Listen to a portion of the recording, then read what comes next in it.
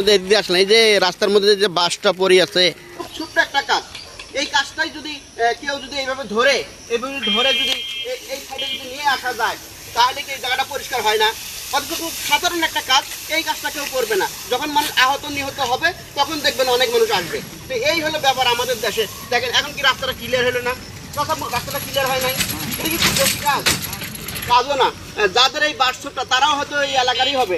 একটা দা দিয়ে যদি এইটা কেটে দিত তাহলে কিন্তু এই সাধারণ মানুষের কোনো সমস্যা হতো না। এই বাসটা একটু কেটে দিবেন, আমি এই বাসটাকে সাইড করে দিয়ে গেলাম। আপু, এই বাসটা তো সকাল দিয়ে পড়েছিল নাকি? আপনারা তো এদিকেই যান। তা এই যে এই রাস্তা দিয়ে শত শত মানুষ যায়, একটা দা দিয়ে কাটলে কি এইটা শেষ হয়ে যেত না? তো এই জিনিসটা কিন্তু মানুষ দেখে কিন্তু আসলে করে না। তো সেই জন্য আমি বাসটা এই ব্যক্তি সরাই দিই, কি অন্যায় করলাম? তো ধন্যবাদ আপনাকে। তো আমরা যেটাই বলতে চাই যে আসলে এই এলাকায় কিন্তু অনেক মানুষ আছে, একটা দা দিয়ে যদি বাসটা কেটে দেয় তাহলে কিন্তু রাস্তাটা ক্লিয়ার হয়ে যায়। তো সবাই ভিডিওটা বেশি বেশি করে শেয়ার করে দেবেন, কারণ এই জিনিসগুলি সচেতনমূলক ভিডিও। এটা